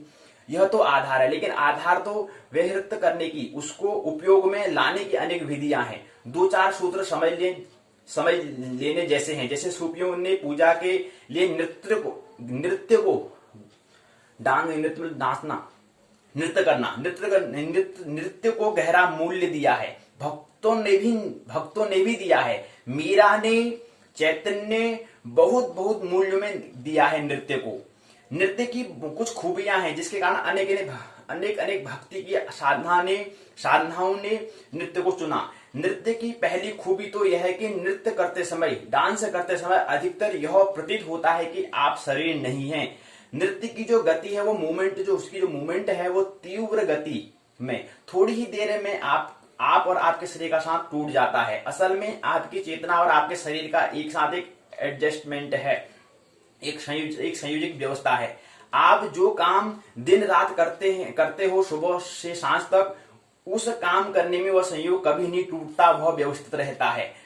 गुरुजीएफ कहा करता था कि जैसे किसी डिब्बे में बहुत सी चीजें रखी हो और कोई जोर से डिब्बे को हिला दे तो उसके भीतर सब अरेंजमेंट जो व्यवस्था है सब बिखर पड़ती है। जो भीतर की सारी व्यवस्था है वो अव्यस्त हो जाता है, अस्त व्यस्त हो जाता है। कोई पत्थर का टुकड़ा नीचे था वो ऊपर आ जाता है, कोई ऊपर था तो नीचे चला जाता है, कोई बीच में था तो वो किनारे चले जाता है। उस डिब्बे के भीतर चीजों का जो समायोजन था वो अस्त व्यस्त हो जाता है। और अगर उस डिब्बे के पत्थरों को एक ही तरह से रहने की आदत से कोई अहंकार पैदा हो जाए तो हम हो गया है कि हम हैं, वह टूट जाता है। उसको पता नहीं चलता कि मैं नहीं हूं, यह तो सब टूट गया। तो यह तो सिर्फ व्यवस्था थी, एक अरेंजमेंट था। तो सूफियों ने, चैतन्य ने, मीरा ने नृत्य का गहरा उपयोग किया साधना के लिए। और दरवेश नृत्य को बहुत ही गहरे हैं भाई दरवेश की नृत्य। तो इतने जोर से गति देना है शरीर को कि फिर फकीर की जितनी सामर्थ्य हो, उतनी ऊर्जा, जितनी शक्ति हो, जितनी ऊर्जा हो, पूरी दांव पर लगा देनी है कि शरीर का रवां नाचने और कांपने लगे। उस स्थिति में जो हमारी चेतना और शरीर के बीच में जो संबंध स्थापित था वह टूट जाता है। अचानक सडनली पता चलता है कि शरीर अलग है, मैं अलग हूं। पूजा के लिए इसका उपयोग कीमती हो जाता है। ईसाइयों के 2 संप्रदाय हैं। एक संप्रदाय अब भी काफी बहुत प्रभावशाली शक्ति रखता है, कवेकर्स एक दूसरा समुदाय है शेकर्स। ये नाम सूचक हैं। शेकर्स उस संप्रदाय का नाम था जो शरीर को शेक, इतने जोर से शरीर को कंपाते थे कि पूजा करते वक्त कि उनका नाम शेकर्स पड़ गया। शरीर को इतने जोर से कंपाना था कि रोमा रोमा कंपित हो जाए, कंप करने लगे, गति करने लगे, ट्रेवलिंग करने लगे, यात्रा हो जाए, घंटों घंटों पसीना पसीना हो जाएगा साधक। मूर्ति के सामने खड़ा है और सारे शरीर को कंपन दे रहा है। कंपन इतना तीव्र है कि थोड़ी ही देर में सारे शरीर से पसीने की धाराएं बहने लगेंगी और वह घटना घटेगी जहां शरीर से चेतना अलग मालूम पड़ेगी, और अलग मालूम पड़े तो पूजा पर चली जा सकती है। कवेरकर्स नाम भी इसलिए पड़ा कि कवेरिंग करना मतलब का अर्थ होता है कि जो भूकंप को कहते हैं कवेकिंग कहते हैं। कवेकिंग का मतलब यही होता है जो भूकंप को कहते हैं, न कि अर्थ कवेक को कहते हैं। इतने जोर से शरीर में भूकंप पैदा करना है, शरीर के भीतर की जो आयोजन है वह टूट जाए। तो नृत्य का उपयोग किया गया पूजा में अनेक प्रकारों से। नृत्य ने भारी सहायता पहुंचाई है स्वयं के भीतर निराकार को अलग करने के लिए, अर्थात साधना की यात्रा में। संगीत, भजन, कीर्तन का उपयोग हुआ है। ध्वनि शास्त्र का कुछ थोड़ा सा हमें लेना महत्वपूर्ण है। फिजिक्स आपने नाम सुना होगा, भौतिक शास्त्र जैसा मानता है कि उसके हिसाब से जीवन की जो आखिरी इकाई है वह विद्युत है। जो मैं यहाँ पर लाइट जलाता ना, ये विद्युत की बात कर रहे हैं, इलेक्ट्रिसिटी की। लेकिन भारतीय और पूर्व मनुष्यों जैसा मानते रहे हैं वह यह है कि पदार्थ की जो अंतिम इकाई है वो है ध्वनि, विद्युत नहीं है, ध्वनि है। आधुनिक विज्ञान मानता है कि विद्युत पदार्थ की अंतिम रचना का आखिरी हिस्सा है जिससे सारी चीजें बनती हैं, विद्युत अथवा इलेक्ट्रॉन से हैं। पूर्वीय मनुष्य मानते हैं कि ध्वनि समस्त पदार्थों का आधारभूत हिस्सा है। दोनों में से कुछ भी सच हो, लेकिन दोनों के बीच एक गहरा संबंध है, वह ख्याल में लेना महत्वपूर्ण है। क्योंकि वैज्ञानिक कहते हैं ध्वनि क्या है, विद्युत का एक रूप है। भारतीय मनुष्य कहते हैं कि विद्युत ध्वनि का एक रूप है। ये दोनों बातें कितनी ही पृथक मालूम पड़ती हो, लेकिन एक दूसरे की सच्चाई की ओर घोषणा से दोनों बातों में पृथकता न के बराबर होती है। वैज्ञानिक कहते हैं ध्वनि विद्युत का एक रूप है, ए मोड ऑफ इलेक्ट्रिसिटी। भारतीय मनुष्य कहते हैं कि विद्युत ध्वनि का रूप है, ए मोड ऑफ साउंड। संभावना यह हो सकती है कि ये दोनों ही बात सच हो, एक ही साथ सच हो, और संभावना यह भी है कि ये दोनों ही बातें सच होगी और आज नहीं कल हम उस असली तत्व को खोज लेंगे जिसका एक रूप ध्वनि होगा, दूसरा रूप विद्युत होगा अर्थात इलेक्ट्रिसिटी होगा। एक रूप साउंड होगा, दूसरा रूप विद्युत होगा, इलेक्ट्रिसिटी होगा। एक रूप ध्वनि, दूसरा रूप विद्युत, जो इन दोनों के बीच का लिंक करता है। शायद अध्यात्म की तरफ से खोज करने के कारण भारतीय मनुष्यों ने ध्वनि पर पहुंचा, और पदार्थ की खोज करने वाला पश्चिमी मनुष्य विद्युत पर पहुंचा, इलेक्ट्रिसिटी पर पहुंचा। और जो आध्यात्मिक तरफ जो साधना की ओर प्रवेश करा, जो अंतस जगत पर पहुंचा तो उनको ध्वनि मिला, ध्वनि पर पहुंचा। और जो पदार्थ बाह्य जगत से प्रारंभ किया वह विद्युत पर पहुंचा। ध्यान रहे, स्वयं के भीतर खोज की है भारत के मनुष्यों ने, पदार्थ के भीतर वो नहीं गए हैं। तो स्वयं के भीतर आपको जो स्वयं का बोध है वह ध्वनि का आखिरी हिस्सा है। जब तक आपको आपका बोध रहेगा, आपके भीतर ध्वनि का बोध रहेगा। जितने आप भीतर गहरे उतरेंगे उतनी ध्वनि सूक्ष्म होती जाएगी, सूक्ष्म होती जाएगी। एक घड़ी आखिरी जब बिल्कुल शून्य रह जाएगा तो उस शून्य की जो ध्वनि होगी वह साउंडलेस साउंड होगी। उसको भारतीय मनुष्य कहते हैं अनाहत नाद कहते हैं। क्या कहते हैं? अनाहत नाद कहते हैं। तो एक महत्वपूर्ण शब्द आ गया, शब्द का नाम है अनाहत नाद। जो नाद जब किसी ऐसा मालूम पड़े, और नाद क्या है? जबकि ऐसा मालूम पड़ता है कि जैसे शून्य आ गया है, लेकिन शून्य का भी एक सन्नाटा है, उसकी भी अपनी ध्वनि है। उस शून्य के सन्नाटे की आखिरी पकड़ मनुष्य की चेतना में खोज करने की वजह से आखिरी चीज मिलती है। निराकार में उतरने के पहले वह ध्वनि है, इसलिए उसका कहना बिल्कुल ठीक ही था कि अंतिम तत्व ध्वनि होना चाहिए। भारतीय मनुष्य के हिसाब से ध्वनि, साउंड। वैज्ञानिक पदार्थ की खोज करके जिस आखिरी तत्व पर पहुंचते हैं, जिसके आगे सब खो जाता है, निराकार आ जाता है, वह विद्युत कण, वह है इलेक्ट्रॉन, वह क्या है? इलेक्ट्रिसिटी है। सूरत जैसा यह है कि पदार्थों का जो आखिरी कण है, क्या चेतना का भी आखिरी कण उससे पहले होगा या पीछे या आगे? निश्चित ही चेतना चेतना पदार्थ से ज्यादा गहन वस्तु है। निश्चित ही चेतना पदार्थ से ज्यादा रहस्यमय वस्तु है। संभावना यह है कि चेतना का जो अंतिम कण हो वह पदार्थ के अंतिम कण से आगे हो। इसलिए भारतीय मनुष्यों ने ध्वनि को विद्युत कण से आगे रखकर दृष्टि प्रस्तावित की है। अर्थात जो प्रकृति, जो विज्ञान है, विज्ञान का अंतिम जो छोटा इकाई आती है वो क्या आती है? इलेक्ट्रिसिटी आती है। और अंतः जगत में जो अंतिम आती है वो क्या आती है? साउंड आती है। तो ये जो इलेक्ट्रिसिटी और साउंड है, जो ये क्या है? विद्युत है, और जो क्या है? ध्वनि है। ये अंतर जगत का मूल इकाई है। तो ये जो इलेक्ट्रिसिटी है, इलेक्ट्रिसिटी एक दिन धीरे धीरे और हम विज्ञान की सूक्ष्म खोज करेंगे तो वो साधना के पथ में आएगी, जहां पर हमें साउंड मिलेगी। और साउंड का साउंडलेस आता है, फिर क्या आता है? अनाहद नाद आता है। उसके बाद भी अनाहद नाद आएगा। तो इसलिए क्या है? इलेक्ट्रिसिटी के बाद आगे और सूक्ष्म रूप क्या होगा? साउंड होगा, ध्वनि होगा। और उस ध्वनि के से भी आगे सूक्ष्म रूप क्या होगा? अनाहद नाद होगा, साउंडलेस होगा। कोई ध्वनि वहां पर नहीं होती, शून्य मौन की वहां पर अवस्था आती है। यह संभावना है कि चेतना का जो अंतिम कण है वह पदार्थ के अंतिम कण से आगे होगा। इसलिए भारतीय मनुष्यों को ध्वनि को विद्युत कण से आगे रखने की दृष्टि प्रस्तावित की। जो भी हो, संगीत, कीर्तन, भजन, प्रार्थना, मंत्र ध्वनि के उपयोग हैं, और प्रत्येक ध्वनि के साथ आपके भीतर एक स्थिति पैदा होती है। ऐसी कोई भी ध्वनि नहीं जो आपके भीतर कोई स्थिति पैदा न कर जाती हो। सब ध्वनियां आपके भीतर स्थिति पैदा करती हैं। अब तो साउंड इलेक्ट्रिसिटी पर काम करने वाले वैज्ञानिक का ख्याल है कि अब तक हम इनकार किए हुए कि वह ठीक न था। अब तो बात जाहिर और साफ हो गई है कि जिस पौधे में फूल महीने भर बाद आने वाले हैं, उसके पास अगर विशेष प्रकार का वाद्य यंत्र बजाया जाए तो फूल महीने भर पहले आ जाते हैं। जो गाय शेर भर दूध देती थी, उसके बाद विशेष ध्वनि अगर बजाएंगे तो दूध बिल्कुल खो जाता है और दोगुना भी हो सकता है। असल में ध्वनि का आघात करने से आपकी चेतना पर ध्वनि आघात करती है। आपके भीतर जाकर हम तलवार से आपकी गर्दन काट सकते हैं, लेकिन ध्वनि की तलवार से आपके मन को काट सकते हैं। किसके? ध्वनि से। तलवार आपके मन को न काट पाएगी, लेकिन ध्वनि की धार ज्यादा तीक्ष्ण तेज होने के कारण मन को भी काट डालती है। तो ऐसी ध्वनि की तीव्र धाराएं के प्रयोग हमने प्रयोग किए हैं साधना के पथ पर, जिनसे मन कट जाए और साधक मिट जाता है, भक्त मिट जाता है, अनंत की यात्रा पर निकल जाए। सभी धर्मों ने विशेष ध्वनियों के प्रयोग किए हैं। विशेष ध्वनियों पर हजारों वर्षों की साधना से बड़े परिष्कार किए हैं। अभी एक साधक मेरे पास जापान से था। वह जिस संप्रदाय में था 2 वर्ष साधना करके आ रहा था, वह है सोटो झेन।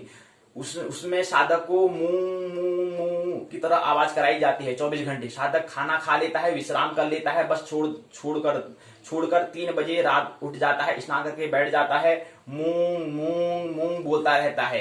1 दिन, 2 दिन, 3 दिन आप कल्पना नहीं कर सकते कि क्या होगा, क्योंकि कभी इतना एक ध्वनि का उपयोग नहीं किया है। 3 दिन बाद उस साधक के भीतर तीक्ष्ण विचार क्षीण हो जाते हैं। मुंह और मुंह की आवाज भीतर गूंजने लगती है। एक तूफान भीतर पैदा हो जाता है। मुंह सारे शब्द गिर जाते हैं। मुंह की ध्वनि तलवार बन जाती है।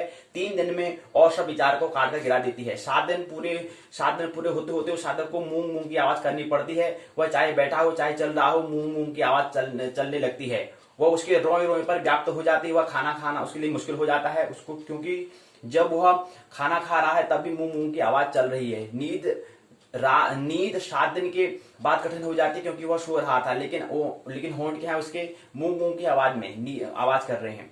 नींद में पकड़ी है आवाज, वह भीतर गूंजती रहती है, घूमती रहती है। 21 दिन पूरे होते होते वह साधक शेर की तरह शेर की तरह दहाड़ने लगता है, मुंह करके। वह चिल्लाकर कहता है कि उसकी आंखें बदल गई, उसका चेहरा बदल जाता है, उसका ढंग बदल जाता है, बिल्कुल रोलिंग सिंहनाद करने लगता है मुंह की तरह।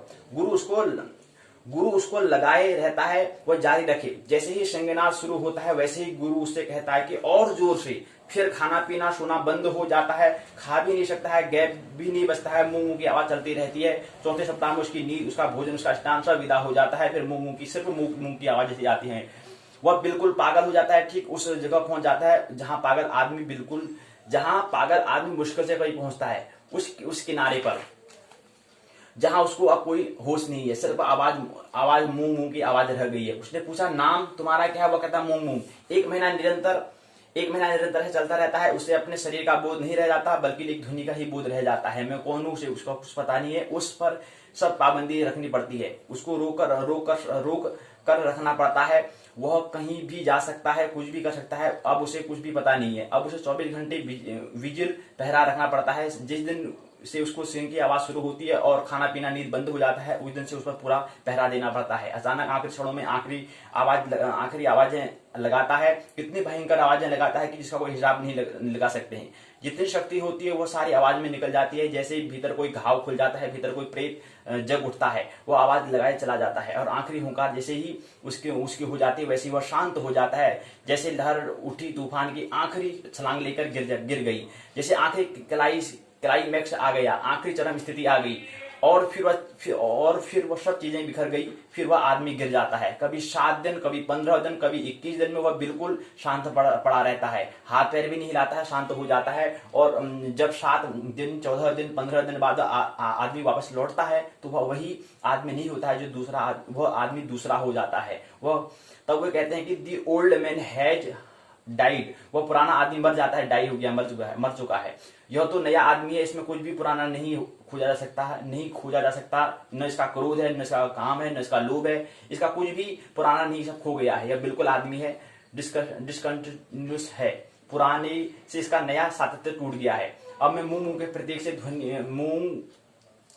से ध्वनि के इतने तीव्र आवाहन से पूरी चेतना का रूपांतरण है। ओम भी ध्वनि वैसी ही ध्वनि है। सारी दुनिया के सब धर्मों के पास अपनी ध्वनियां हैं जो पूजा में उपयोगी की जाती हैं, और उसकी पूजा में जैसे जैसे गहराई बढ़ती जाती है, वैसे वैसे भीतर की ध्वनि से रूपांतरण शुरू हो जाता है। भजन कीर्तन की विशेष ध्वनियां के आघात हैं, इसलिए पुनरुक्ति पर जोर है। अगर आपने एक भजन एक दिन किया, दूसरे दिन दूसरा भजन किया, तीसरे दिन तीसरा भजन किया, तो परिणाम नहीं होंगे। सतत चोट चाहिए, सतत लगातार हमें चोट करनी पड़ती है। एक ही केंद्र पर सतत हमें चोट करनी होती है। जैसे कि कोई आदमी एक हथौड़ी से एक जगह ठोक दे, फिर दूसरी जगह ठोक दे, तीसरी जगह ठोक दे, तो उससे कोई कील ठोकने वाली नहीं है। एक आदमी एक जगह कुआं खोद ले, तो 2 फीट दूसरी जगह खोद दे, तीसरी जगह फिर 1 फीट खोद दे, तो उससे कोई हल होने वाला नहीं है, उससे कुआं खोदने वाला नहीं है। सतत एक ही बिंदु पर पुनरुक्ति बार बार करने से इतना आग्रह रहता है कि 1 महीने पर आदमी मूंग की पुनरुक्ति करता रहता है। यहाँ ओम की ध्वनि लगा रहा है, एक ही गीत की कड़ी को दोहराई चला जा रहा है, एक ही धुन को किए चला जा रहा है। कितना खतरा है अगर इसको मैकेनिकल यांत्रिक से किया तो बेकार मेहनत चली जाती है। लेकिन अगर इसको पूरे प्राण डाल कर किया जाए तो इसको पूरे प्राण डालकर किया, अगर यह आदमी ऐसा बैठा हुआ मुंह करते रहे, तो जैसे एक काम कर रहा हो, तो कुछ परिणाम नहीं होगा। नहीं, यह मुंह उसका प्राण, मुंह जो उच्चारण ओम शब्द है उसका प्राण बन जाए, जीवन मरण का सवाल बन जाए, तो दांव लगा ले अपना शब्द। यह आवाज ऐसे ही मुंह से न कर दे, तो इस आवाज में इसके शरीर का रौंवा सम्मिलित हो जाए, इसके एक सेल, एक कोष्ठ की एक कोशिका की ऊर्जा इसमें लग जाए, इसकी एक हड्डी, मांसपेशी, एक स्नायु इसमें संयुक्त हो जाए, खून उसको पुकारने लगे, हड्डी चिल्लाने लगे, इसका पूरा का पूरा अस्तित्व मुंह की आवाज बन जाए, तो ध्वनि के द्वारा परिणाम हो जाएगा। तो भक्त है कि एक ही कड़ी को दोहराई चला जाता है वर्षों तक, वह एक ही कड़ी को दोहराने का प्रयोग करता है, प्रयोजन करता है। चोट करनी होती है एक ही जगह पर, चोट करते ही चले जाना है जब तक कि द्वार खुलने जाए, और द्वार खुल जाता है। तो पूजा में ध्वनि का, नृत्य का, कीर्तन का, उन सब का उपयोग हुआ है, और उन सब का उपयोग मूर्ति के सामने है, ताकि किसी भी क्षण यह ख्याल को न भूल जाएं। क्योंकि अकेला नृत्य एक बात है, और वह तो नर्तक भी कर रहा है, नर्तकी भी कर रही है, उसको तो कोई परम ज्ञान उपलब्ध नहीं हो जाता, वह नृत्य के लिए तो नृत्य कर रहा है, तब तो परम ज्ञान से संबंध न होगा।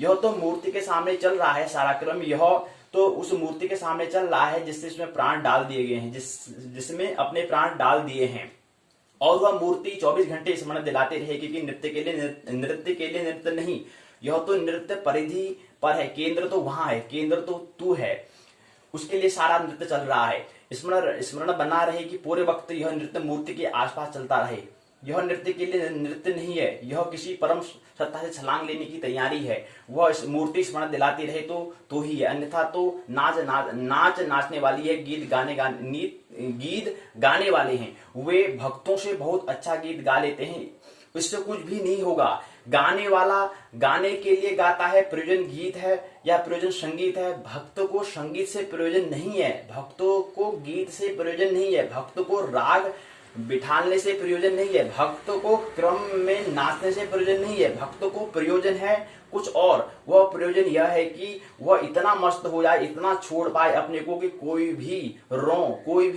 भी धारा उसे बहा ले जाए अनंत की तरफ। वह परिधि बन जाए, केंद्र कोई और बन जाए और बह सके, प्रवाहित हो सके।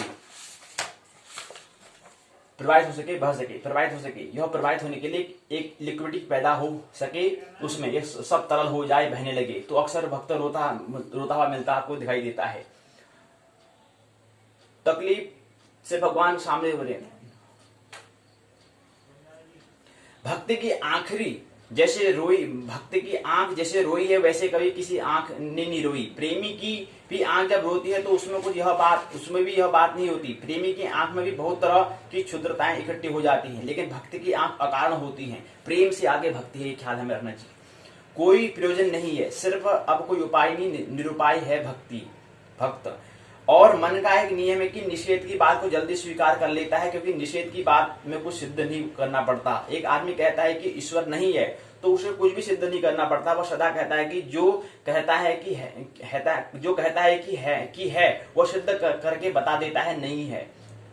कहने के लिए कोई भी सिद्ध करने की चेष्टा नहीं करनी पड़ती, तो सिर्फ सिद्ध करने की चेष्टा करनी पड़ती है। निषेध को स्वीकार करने के लिए मन जल्दी राजी हो जाता है। विधेय को स्वीकार करने के लिए मन को बड़ी बाधा डालनी पड़ती है, बड़ा श्रम करना पड़ता है, क्योंकि मन को फिर बड़ा श्रम उठाना पड़ेगा। पूजा तो एक विधेय है, मूर्ति एक विधेय है। इनकार करना हो तो कठिनाई है, कह दो नहीं है। वह तो नहीं समझा होगा वह क्या कह रहा है, लेकिन हृदय इस पूरे जीवन को हाँ कहने के लिए तैयार हो जाते हैं। वह आस्तिक है। आस्तिक का अर्थ होता है ईश्वर को हाँ कहना नहीं, हाँ कहने की क्षमता। नास्तिक का अर्थ है ईश्वर को इनकार करना नहीं। नास्तिक का अर्थ न के अतिरिक्त किसी भी क्षमता का न होना है, बस एक ही क्षमता नहीं तो ठीक है। वैसा आदमी सिकुड़ता जाएगा, सड़ जाएगा, हाँ, और वैसा आदमी खुलता है, फैलता है, विराट तक उसकी उड़ान संभव हो पाती है। मूर्ति एक बहुत विधायक विधि है, एक पॉजिटिव उपाय है। पर इतनी बातें सोच समझ कर उतरेंगे तब आपको पता चलेगा कि मूर्ति पूजा में मूर्ति तो कहाँ है, मूर्ति तो कहाँ है, पूजा ही है। मूर्ति तो बस शुरुआत है और पूजा भी परमात्मा की है। यह तो ठीक है, लेकिन गहरे में तो अपने को भी रूपांतरण, परमात्मा तो एक बहाना है। उस बहाने अपने आप को बदलने की सुविधा मिल जाती है।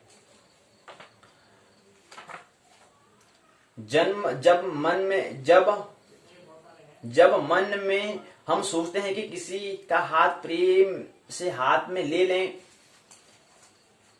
तब जितना सुगंध मालूम पड़ता है उतना सुगंध तब नहीं मालूम पड़ता। जब हाथ में हाथ लेते हैं तब ऐसा लगता है कि कुछ खास नहीं हुआ। बात क्या हो गई, यह कुछ खास क्यों नहीं हुआ। ये बात है कुछ यहाँ पर अमूर्ति की। आज लोग पूजा भी कर लेते हैं बिना जाने, मूर्ति के सामने हाथ भी जोड़ लेते हैं बिना जाने। कोई हृदय का भाव नहीं रह गया, औपचारिकता केवल औपचारिकता के लिए। औपचारिक लोग ही मूर्ति को मिटाने का कारण बनेंगे। सुना है मैंने ईसद की कथा, एक छोटी सी, कि एक सिंह ने जंगल में एक जानवर से पूछता है कि एक भालू से कि क्या ख्याल है तुम्हारा, जंगल का मैं राजा हूं ना। भालू कहता है बिल्कुल ही, निश्चय ही, कौन इस पर शक कर सकता है। और पूछता है कि एक चीते से। चीता थोड़ा सा संकोच करता है, कहता है कि नहीं, ठीक ही है बात, बिल्कुल ठीक ही है, आप राजा हैं। पूछता है एक हाथी से। हाथी उसे उठाता है, अपनी सूंड में रखता है, लपेट कर बहुत दूर फेंक देता है। वह नीचे गिर कर वहां से कहता है कि हे महाशय, अगर आपको जवाब का पता नहीं था तो सीधे मना कर देते, क्यों नहीं कर देते, फेंकने की क्या जरूरत थी, सीधे ही कह दिए होते कि इतनी तकलीफ की क्या जरूरत थी। कि आपको मालूम नहीं मैं चला जाता, मगर जो हाथी फेंक सकता है उठाकर वह उसको जवाब देने बैठे कौन राजा है। इसके जवाब थोड़े इससे जवाब देने की थोड़ा आवश्यकता है। इसके जवाब थोड़े ही देना होता है। वह जो मूर्ति को पूज रहा है उसको जवाब न देना पड़े। अगर आपको पूजा का पता हो तो आपकी जिंदगी जवाब हो, तो उसकी जिंदगी जवाब हो। उसकी आंख, उसका उठना, उसका बैठना वह जवाब बन जाए। लेकिन उसको जवाब देने पड़ते हैं। क्यों? क्योंकि जवाब कुछ भी नहीं है। वही तो मूर्ति को पूज रहा है, मूर्ति को हटवाने का कारण बन गया है। पूजा का भी पता नहीं है, बस हाथ में मूर्ति रह गई है, कुछ पूजा नहीं। इसलिए मैंने पूजा की बात आपसे कही है कि उसे समझ ले। तो वह इनर टोटल ट्रांसफॉर्मेशन है, अंतर समग्रता में परिवर्तन की व्यवस्था है। मूर्ति तो सिर्फ बहाना है। जैसे किसी खूंटी पर कोई जो कील है उस पर हम अपने कोट को टांगने का एक कोट जो हम कील बनाते हैं, ऐसा ही क्या है, एक बहाना है, एक साधन है।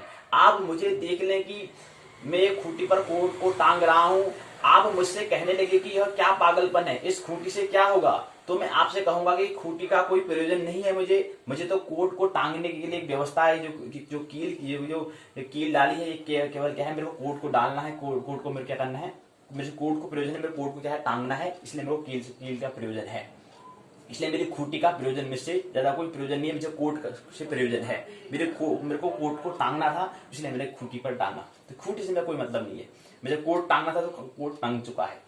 इस खूंटी से क्या होगा, तो मैं आपसे कहूंगा कि खूंटी से कोई प्रयोजन नहीं है। यह तो कोट टांगने की एक व्यवस्था है, एक साधन है। ये खूंटी नहीं होती तो फिर किसी कील पर टांगता, दरवाजे की नोक पर ही टांग देता। वह कोट को टांगना पड़ेगा, लेकिन कोट टांगते वक्त आपको कोट दिखाई पड़ता है, खूंटी आपको दिखाई नहीं पड़ती है। इसलिए आप झंझट खड़ी नहीं करते, सवाल नहीं उठाते। मूर्ति तो खूंटी है, पूजा असल में चीज है। मूर्ति तो खूंटी है, पूजा है असली चीज। लेकिन मूर्ति पूजा के वक्त आपको पूजा तो दिखाई नहीं पड़ती, कोट तो दिखाई नहीं पड़ता, खूंटी आपको दिखाई पड़ती है। आप कहते हैं यह क्या कर रहे हैं, क्यों दीवार खराब कर रखी है, इसलिए यहाँ रोक रखा है इस खूंटी को।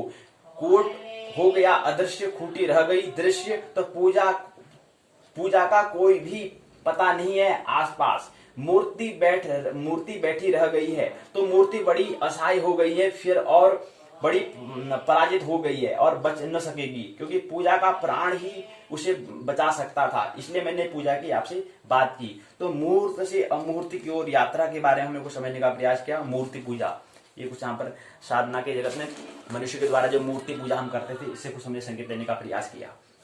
यहाँ पर हमने देखा कि 20 साल 5 सरकार 9 सीएम यहाँ पर आ चुके हैं। उत्तराखंड का हमने देखा कि उत्तराखंड की स्थापना दिवस थी, उस पर हमने कुछ बात यहाँ पर की थी। देहरादून 20 साल हो चुके हैं उत्तराखंड का यहाँ पर क्या हुआ, स्थापना हुई 9 नवंबर 2000 को क्या हुआ था, उत्तराखंड स्थापना हुई थी। और इसमें 20 साल 5 सरकार यहाँ पर आई, 9 सीएम 9 चीफ मिनिस्टर यहाँ पर सीएम यहाँ पर हैं। राज्य गठन के अब तक 20 वर्षों में उत्तराखंड राज्य ने आर्थिक और ढांचागत विकास के मोर्चे पर नए मुकाम हासिल किए हैं। साथ ही सियासी उठापटक और सत्ता संघर्ष के मामले में यहाँ की कहानियां देश में चर्चा का विषय रही हैं। 20 साल में राज्य 4 निर्वाचित, एक अंतरिम सरकार, 9 मुख्यमंत्री दे चुका है। इन 9 मुख्यमंत्री में एनडी तिवारी ही अकेले हैं जिन्होंने अपना 5 साल का कार्यकाल पूरा किया, वरना कोई मुख्यमंत्री अपने आंतरिक असंतोष और अस्थिरता के कारण अपना कार्यकाल पूरा नहीं कर पाए। एनडी तिवारी, नारायण दत्त तिवारी के बाद सबसे अधिक अवधि पर सीएम कुर्सी पर रहने का रिकॉर्ड अब त्रिवेंद्र सिंह रावत के नाम है। 18 मार्च 2017 को वह मुख्यमंत्री बने थे। मुख्यमंत्री कौन है, 9 मुख्यमंत्री कौन कौन से, आइए समझे। पहला है नित्यानंद स्वामी, 9 नवंबर 2000 से 20 अक्टूबर 2001 के बीच। दूसरे मुख्यमंत्री हैं भगत सिंह कोश्यारी, 20 अक्टूबर 2001 से 1 मार्च 2002 तक। एनडी तिवारी, नारायण दत्त तिवारी, 2 मार्च 2002 से 7 मार्च 2007। भूमन चंद्र खंडूरी, 8 मार्च 2007 से 23 जून 2009 तक। रमेश पोखरियाल निशंक, 24 जून 2009 से 10 सितंबर 2011। बीसी खंडूरी, फिर भूमन चंद्र खंडूरी दोबारा, भूमन चंद्र खंडूरी 11 सितंबर 2011 से 13 मार्च 2012 तक। फिर विजय बहुगुणा है, 1 फरवरी 2014 से 27 मार्च 2016। फिर अगले हरीश रावत, अगले मुख्यमंत्री हरीश रावत 27 मार्च 2016 से 18 मार्च 2017। हरीश रावत के कार्यकाल में विधायक की बगावत के बाद बीच में राष्ट्रपति शासन भी रहा, ये हमें ख्याल रहना चाहिए। उसके बाद अभी के मुख्यमंत्री कौन है? त्रिवेंद्र सिंह रावत जो भी चल रहे हैं। 18 मार्च से 2017 से भी मुख्यमंत्री बने हुए हैं, अभी पद पर विराजमान है। तो ये 20 साल 5 सरकारें, 9 सीएम यहाँ पर, ये हमने समझने का प्रयास हमने किया। उत्तराखंड के 21वें जन्मदिन, हमने कहा कल 21वां जन्मदिन हुआ था और 20 वर्ष हो चुके थे। 20वीं जयंती, 21वें जन्मदिन में प्रवेश, 21वीं में प्रवेश, 20वीं की जयंती समारोह। उत्तराखंड के 21वीं जन्मदिन पर सीएम देंगे कहीं तोहफे, ये हमें देख रखा है, यहाँ पर पूरी बात यहाँ पर की गई है। ये हो सकते हैं मुख्य घोषणाएं, तो ये बताइए। उत्तराखंड राज्य के 21वें साल में प्रवेश पर हार्दिक बधाई, ये कल की सूचना है। अब आइए इस क्रम में देखें कि हमने कंप्यूटर संगणक की हम यहाँ पर बात कर रहे थे अध्याय 6 में। Organising data in Microsoft Windows XP को, माइक्रोसॉफ्ट विंडोज एक्सपी में डाटा को व्यवस्थित करना, पाठशाला के द्वितीय चरण में आइए प्रवेश करें। यहाँ पर हमने पहला जो बिंदु है डिस्क ड्राइव और फोल्डर के साथ कैसे खेलना है, कैसे क्रिया है, इसको समझने का प्रयास। फाइल और फोल्डर को चुनाव करना कैसे करते हैं, ये समझने का प्रयास। दूसरा बिंदु रहेगा फाइलों और फोल्डरों को प्रतिलिपि तथा गति करना। कॉपिंग and moving file and folders, फाइलों और फोल्डरों की कॉपी तथा मूव करने के लिए कुछ बातें हमें ख्याल रखनी होंगी। उसके बाद तीसरा टर्म आएगा searching for file and folders, फाइलों का फोल्डर को कैसे खोजते हैं, साथ साथ फाइल और फोल्डर को खोजने के लिए कुछ बातें हमें ख्याल रखनी होंगी। इसके बाद अगला टर्म से चौथा टर्म से आएगा file removing files and folders, फाइलों तथा फोल्डरों को हटाना। फाइल या फोल्डर को हटाने के लिए कुछ बातें हमें ख्याल रखनी होंगी, वो बातें हमें समझनी होंगी। पांचवी बात एम्प्टिंग, मतलब होता है एम्प्टी मतलब खाली, एम्प्टिंग दी रिसाइकल बीन को खाली कैसे करना है, ये हम समझने का प्रयास। अगला टर्म से रहेगा कॉम्प्रिहेंसिव करना, उसको कॉम्प्रिहेंसिव करना, उसको संकुचित करना। फाइलों को संकुचित करना मतलब सुकोड़ना कैसे करना है, ये हम समझने का प्रयास यहाँ पर करेंगे। अगला है शॉर्टकट, क्रिएटिंग शॉर्टकट, लघु तरीका का हम यहाँ पर निर्माण, शॉर्टकट हम कहते हैं ना लघु तरीका, उसको समझने का प्रयास यहाँ पर करेंगे। आगे test your knowledge terms of remember, अपने आप की हमें ज्ञान की परख करना है, हमें इसमें तथ्य कुछ बातें हमें ख्याल रखनी है। तो ये जो बातें हैं इसको हम समझने का प्रयास करेंगे। आज की पाठशाला में ये हम बात अब नहीं कर पाएंगे, तो कल की पाठशाला में इसको समझने का प्रयास पुनः करेंगे। तो संस्कृत सवाल है।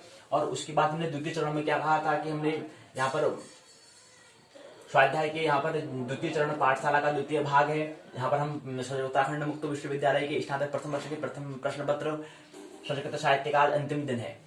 कल से हम फिर द्वितीय प्रश्न पत्र पर SL 102 नीति काव्य व्याकरण पर अनुवाद व्याकरण पर हम यहाँ पर प्रवेश करेंगे।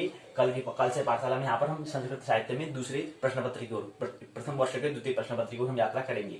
नाटक अलंकार छंद अभी दिया था, इसके अंदर हमने द्वितीय व्यवस्था प्रश्न उत्तर चर्चा हमने समझने का प्रयास किया था। संन्यास किसे कहते हैं? संन्यास का अर्थ है कि भर गया मन, देख लिया सब, यहाँ पाने योग्य कुछ भी नहीं है कि अब लौट कर नहीं आना। संन्यास का अर्थ है कि आ चुके बहुत बार देह में, शरीर में, अर्थात प्रकृति में, अर्थात संसार में, पड़ चुके बहुत बार गर्भ के गड्ढे में, देख चुके बहुत कष्ट पीड़ा दुख शोक। कष्ट पीड़ा पदार्थ के तल पर, शरीर के तल पर, दुख शोक अर्थात मनस तल पर होता है। अब और नहीं आना, अब दोबारा नहीं आना। परमात्मा की यात्रा पर जाना निश्चित ही असुरक्षा की यात्रा है, इनसिक्योरिटी की है। लेकिन जीवन के सौंदर्य के सभी फूल असुरक्षा में खिलते हैं। जैसे कमल का फूल, कभी देखा आपने कमल का फूल जो था कीचड़ में कितना असुरक्षित, कैसी गंदगी होती है, लेकिन फूल कितना सुंदर आता है। और ऐसे हमने ख्याल किया नारियल होता है, नारियल पूरे सागर में हो, नमक खारापन हो, खारीपन में क्या होता है पैदा होता है। जब हम नारियल खाते हैं उसके अंदर पानी कितना होता है, कितना मृदु कितना मीठा होता है। तो ऐसे ही कह रहे हैं कि परमात्मा की यात्रा पर जाना निश्चित ही क्या है, असुरक्षा में हमें जाना पड़ेगा। बड़ा श्रम, बड़ा साहस करते हुए हमें आगे बढ़ना पड़ेगा। इनसिक्योरिटी के वहां पर कोई असुरक्षा, वहां पर सुरक्षा में कोई सुरक्षा हमें नहीं करनी होगी। वहां पर हमें एक रस्सी पर हमें चलना होगा, संकीर्ण रास्ता वहां पर है, बीहड़ जंगल में साहस की हमें आवश्यकता होगी। लेकिन होता क्या है, जीवन के सौंदर्य के सभी फूल क्या है, असुरक्षा में ही खिलते हैं, ये हमें ख्याल रहना चाहिए। तो कमल का फूल मैंने बात की थी, असुरक्षा में हमें करना पड़ता है। प्रसारण बीजेपी स्वाध्याय यूट्यूब द्वारा प्रस्तुति भूमंच ज्योतिष पाठशाला, प्रस्तुतकर्ता ज्योतिर्मयी, 10 नवंबर 2020, ध्येय ज्योतिर्गमय। अब हम यहाँ पर संगणक प्रौद्योगिकी है उस पर बात हम विस्तार पर नहीं कर पाए। कल की पाठशाला में इसी को हम समझने का प्रयास करेंगे, यानी कि छठा अध्याय को पूरा लेने का हम प्रयास कल की पाठशाला में करेंगे। ये यहाँ पर दूसरा सत्र में हम प्रवेश कर रहे थे, तो इसको हम कल और बातें इसमें कर लेंगे। और कुछ प्रश्न उत्तर हैं उसको ले लेंगे। यहीं पर अध्याय 6 पूर्ण हो जाएगा। फिर परसों की पाठशाला में यहाँ पर 7वें अध्याय में प्रवेश करेंगे। मानना नहीं, जानना है, आनंद महोत्सव जीवन जीना है। मेरी बात तो करते हैं प्रेम पूर्वक शांति पूर्वक सुना। बहुत बहुत अनुग्रहित हूँ। अंत में सबके भीतर बैठे परमात्मा को प्रणाम करता हूँ। मेरा प्रणाम स्वीकार।